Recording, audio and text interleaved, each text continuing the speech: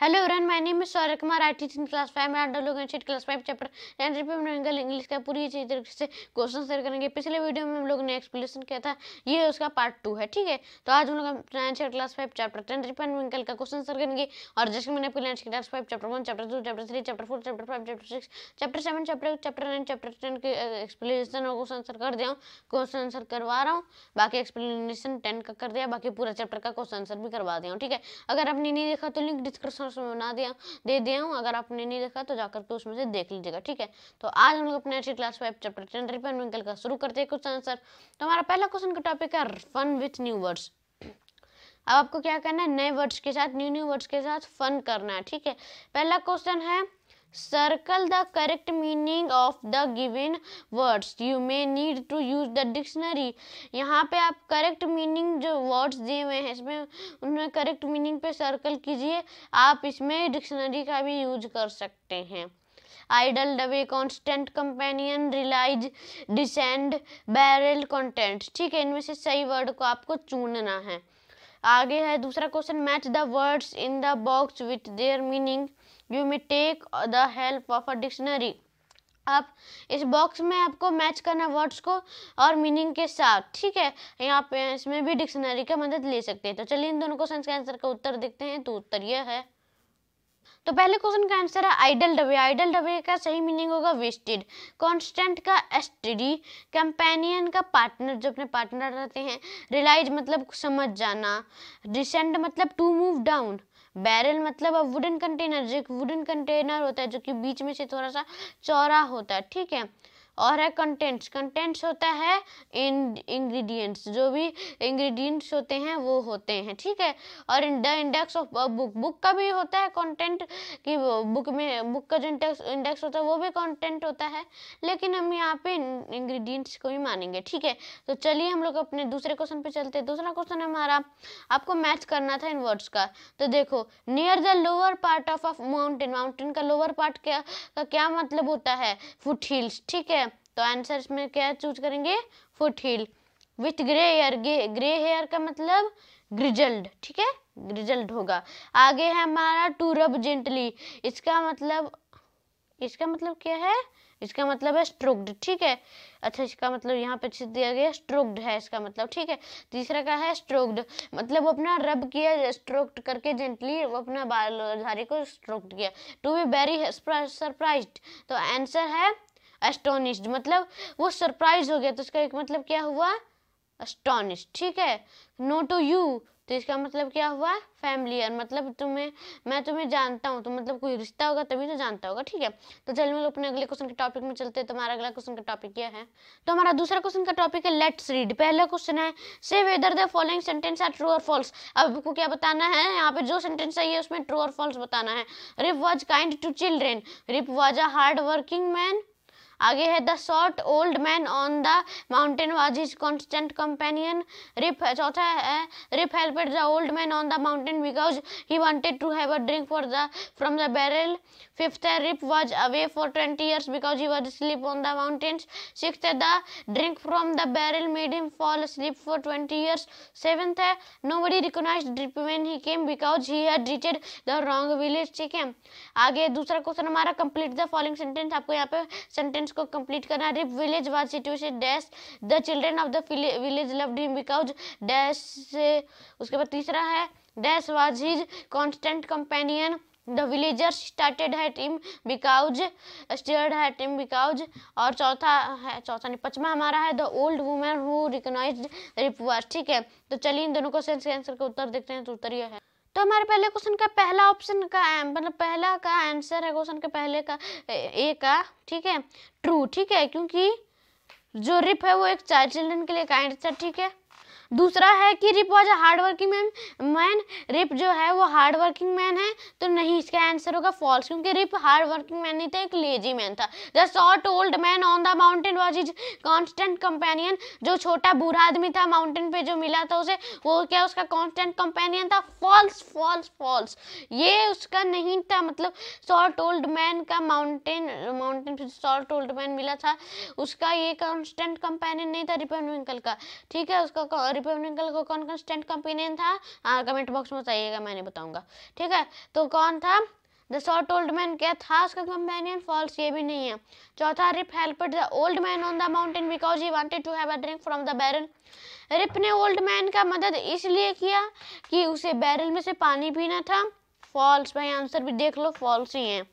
पांचवा है हमारा, Rip was away for 20 years because he was asleep on the mountain. Rip 20 साल के लिए चला गया था क्योंकि वो माउंटेन्स पे सो गया था। तो ट्रू, रिप चला गया था, मतलब कहीं चला नहीं गया था, सो गया था माउंटेन में।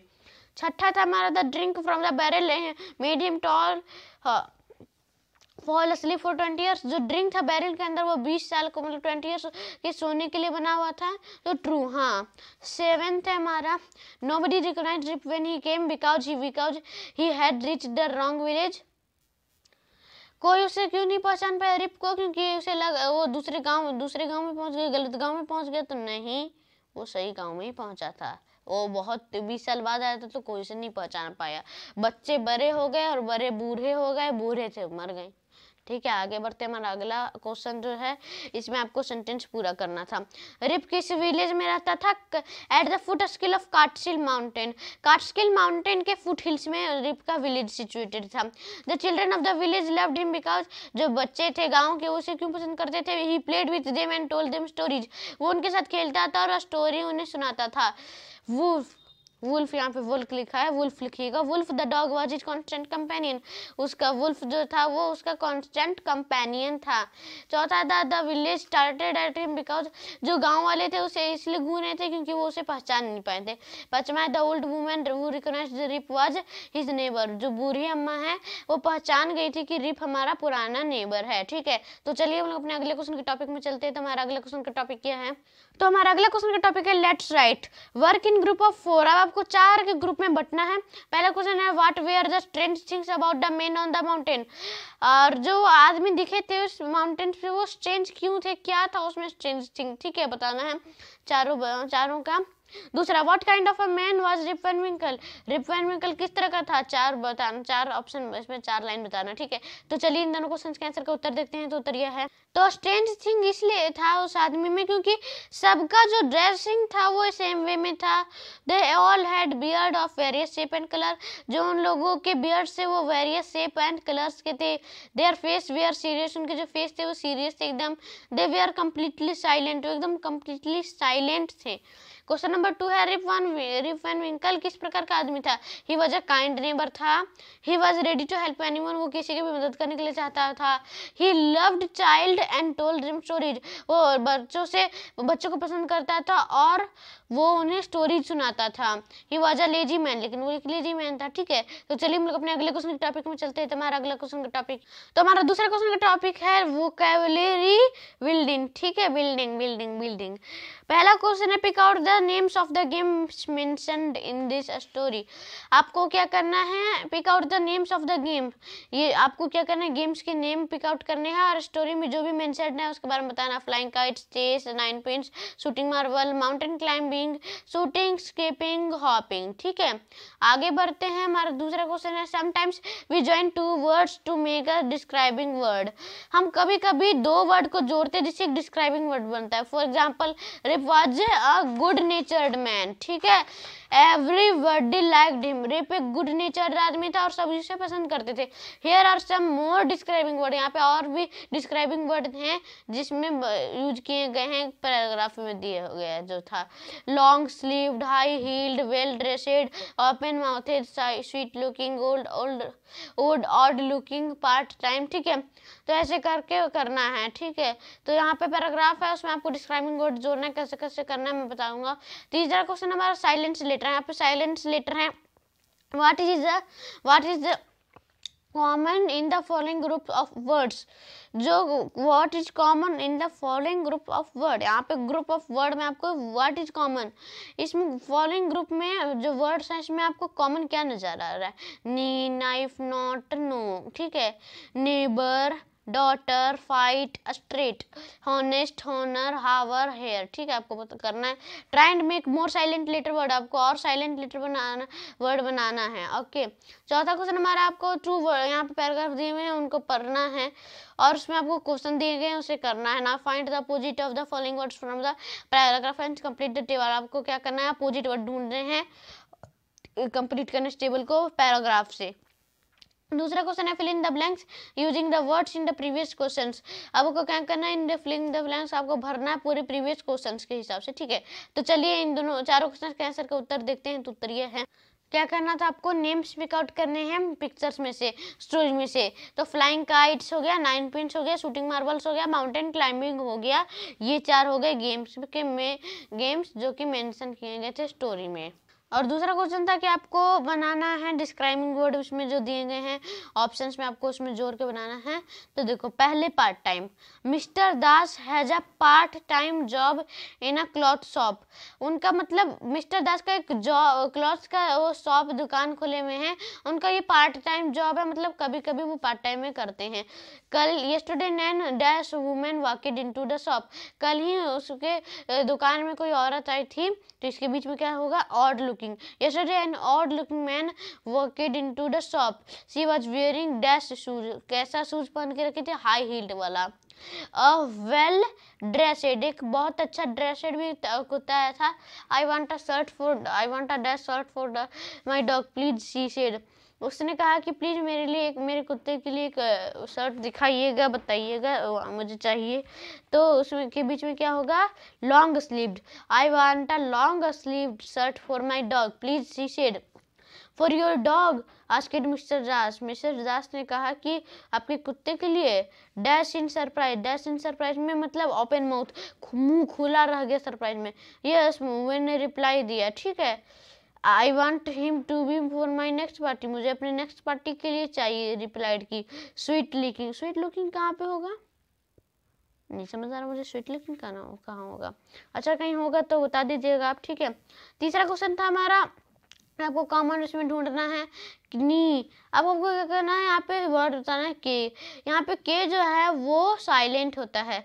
अब देखो इसमें नेबर, डॉटर, फाइट, स्ट्रेट, इसमें क्या हो रहा है कि जो साउंड है वो क्यू एच का जो साउंड है, जी एच का सॉरी, वो साइलेंट हो जा रहा है। नेबर, जी एच का आवाज नहीं आ रहा। डॉटर, इसमें भी जी एच का आवाज नहीं आ रहा। फाइट में भी जी एच का नहीं आ रहा, बस F I eight, fight. Straight में भी जी एच का आवाज नहीं आ रहा, स्ट्रेट हो गया। बस आगे बढ़ते हैं, तो हमारा चौथा इसमें भी था हॉनेस्ट, हॉनर, हावर, हेयर, इसमें एच जो है वो साइलेंट है। हॉनेस्ट हो गया, हावर हो गया, हार हो गया, हॉनर हो गया, हेयर हो गया, ये हो गया। ठीक है, अब आपको और बनाना है make more silent word, grow, grew, tongue का, fatigue, chalk, talk, folk, whistle, nestle, bustle. ठीक है, ऐसे करके बनाना है। आगे था हमारा पैराग्राफ करना था, my mother is always awake before anyone else in the family, मेरी माँ जो है कोई भी किसी फैमिली मेम्बर उठने से पहले मेरी माँ उठ जाती है। I usually wake up after 6 o'clock, मैं 6 o'clock मतलब 6 बजे के बाद उठता हूँ। आई लॉल अराउंड लेजली फॉर कुछ फ्यू मिनट्स, मैं कुछ मिनट एकदम लालची के थोड़ा सा लॉल करता हूँ, उसके बाद उठता हूँ। Then I get up and get dressed for school, और स्कूल के ड्रेस पहनता हूँ। At bed time I read a story book, और सब सोने का टाइम होता है तो मैं एक स्टोरी बुक पढ़ती हूँ, और जब मैं थकी होती हूँ तो लेट जाती हूँ और तुरंत सो जाती हूँ। I fall asleep in no time at all, मैं पूरे समय सोती नहीं रहती हूँ, रात के समय में सोती हूँ। Now find the opposite of the following words from the paragraph and complete the table, अब इन अनुच्छेदों में से निम्न शब्दों का विपरीत शब्द खोजें और टेबल को पूरा करें। अवेक का स्लीप बना हुआ था, वेकअप का गो टू स्लीप होगा अपोजिट, गेटअप का फॉल स्लीप, और लेजली का क्विकली। और दूसरा क्वेश्चन हमारा, पिछले प्रश्नों में से शब्दों का प्रयोग करते हुए रिक्त स्थानों में भरे, खाली स्थानों में भरे। पहला हमारा dash and quickly you will be late for school, तो पहला इसमें होगा wake up and get up and quickly you will be late for school, उठो और जल्दी तैयार हो स्कूल के लिए, तुम लेट के लिए स्कूल के लिए लेट हो रही हो। The baby is dash, don't make a sound और शी विल अब यहाँ पे क्या होगा, द बेबी इज अस्लीप, जो बेबी, चुप रहो, बेबी सो रही है। वेक, डोंट मेक अ साउंड, एक भी साउंड मत बनाओ। और शी विल वेक अप, या तो फिर वो उठ जाएगी। Are you still dash, are you still, कभी तुम, आर यू स्टिल अवेक, तुम अभी कभी उठे हो। You should be dash now और you will be not able to in the morning for school. You should be asleep now, अभी तुमको सोना चाहिए, या नहीं तो फिर तुम कल मॉर्निंग में स्कूल जा नहीं पाओगे, ठीक है। और हमारा दूसरा क्वेश्चन था, आपको स्पीच बबल्स पढ़ने हैं, और वो walks to school not often, मतलब आपको स्पीच बबल पढ़ने हैं और कौन अक्सर स्कूल पैदल जाता है, उनके कर्म लिखने हैं। आंसर है Arjun. I always walk to school, I live right opposite to the school. Arjun बोलता है कि मैं हमेशा स्कूल पैदल ही आता हूँ, क्योंकि मैं right opposite to the school, school के एकदम पीछे ही रहता हूँ। I usually walk to school, मैं स्कूल वॉक करके ही आती हूँ। It's a nice way to start the day, ये एक नाइस वे होता है स्टार्ट करने के लिए डे। मिनी बोलती है कि मैं कभी कभी स्कूल वॉक करके आ जाती हूँ, या तो फिर मैं बस लेती हूँ। अनु बोलता है कि मैं स्कूल करके नहीं आता हूँ, मैं अपने बाईसाइकिल पे आता हूँ। और जॉन बोलता है कि मैं तो कभी स्कूल नहीं जाता हूँ, I live very far away, और मैं स्कूल से बहुत दूर रहता हूँ, इसीलिए मैं नहीं कभी, I never walk to school, मैं स्कूल पैदल कभी जाता ही नहीं हूँ, ठीक है। तो चलिए हम लोग अपने अगले क्वेश्चन के टॉपिक पे चलते। तुम्हारा अगला क्वेश्चन का टॉपिक ये है, हमारा अगला क्वेश्चन का टॉपिक है क्रिएटिव राइटिंग। पहला क्वेश्चन है, write about yourself using the following expression.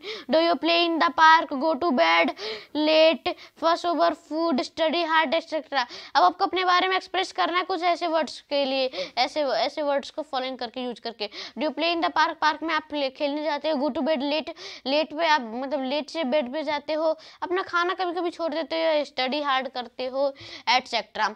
Always में ऑप्शन में always, frequently, usually, often, sometimes, rarely. For example, मैं हमेशा अपना वर्क नीटली करता हूँ और साफ से करता हूँ। दूसरा क्वेश्चन है, use the following clues to complete the following exercise. अब आपको क्या करना है, फॉलोइंग क्लूज इसमें दिए गए हैं, आपको कंप्लीट करना है एक्सरसाइज इसको। You right 3 new things that you have done in the last 3 years। 3 years में आपने जो भी नई चीज़ किया उसे लिखिए। Right the things you have not done in the last 3 years, और ऐसे 3 चीज़ लिखिए जो कि आपने पिछले 3 साल में नहीं किया, ठीक है। तो ये थे 2 क्वेश्चन, इनके आंसर देखते हैं हम। तो पहले क्वेश्चन का आंसर है, I frequently visit my native place. मैं फ्रिक्वेंटली कभी कभी मतलब थोड़ा दिन पे ही अपने नेटिव प्लेस में जाते रहता हूँ। I usually go to the market with my father, मतलब मैं हमेशा, मतलब कभी कभी हमेशा मैं मार्केट जाता हूँ अपने फादर के साथ। I often go to temple, मैं कभी कभी टेम्पल जाता हूँ। आई समटाइम्स, मैं कुछ समय कभी किसी समय मैं अपने grandfather, I sometimes write to my grandfather parents, मैं ग्रैंड पेरेंट्स के पास जाता हूँ। I rarely go to see movie in cinema hall, मैं बहुत मुश्किल से कभी सिनेमा हॉल में मूवी जा करके देखना जानता हूँ, ठीक है। और पिछले 3 साल में मैंने क्या क्या अचीव किया, ये I have started studying at night, मैंने नाइट में पढ़ना स्टार्ट किया। B I have started helping my mother in her household work, मैंने पिछले 3 सालों में अपनी माँ का मदद करना सीखा घर के कामों में। आई have started my tuition class, मैंने अपना खुद का ट्यूशन क्लासेस शुरू कर दिया। यूट्यूब क्लास भी आपको करवा रहा हूँ ना भाई, ठीक है। आगे बढ़ते हैं कि 3 साल में मैंने ऐसा क्या क्या चीज़ नहीं कर पाया। तो मैंने कबड्डी नहीं खेल पाया, तो पिछले 3 सालों में आगरा विजिट नहीं कर पाया, और मैंने अपने मम्मी पापा का आगे को कभी उल्लंघन नहीं किया, ठीक है। तो चलिए इस वीडियो को एंड करते हैं, क्योंकि मैंने आपको एनसीईआरटी क्लास 5 चैप्टर 10 रिपेयर में पूरी तरह से इंग्लिश का क्वेश्चन आंसर करवा जो एक्सप्लेनेशन देखना है तो पीछे उसका वीडियो के डिस्क्रिप्शन आपको डिस्क्रिप्शन में लिंक मिल जाएगा। तो चलिए वीडियो को एंड करते हैं। इस वीडियो को लाइक कर दीजिएगा, लाइक की मीटर लेकिन जल्दी पूरा कर दीजिएगा। इस वीडियो को शेयर कर दीजिएगा, फैला दीजिए, व्हाट्सएप वीडियो हर जगह फैला दीजिए मेरे वीडियो को, और मेरे चैनल को सब्सक्राइब कर सकते लेटेस्ट नोटिफिकेशन आपके नोटिफिकेशन सेक्शन में आ जाए, और बेल आइकन दबा दीजिए टाइम पे वीडियो नोटिफिकेशन आपके नोटिफिकेशन सेक्शन में आ जाए। तब तक इस वीडियो को एंड करता हूँ। जय हिंद, जय भारत, बाय।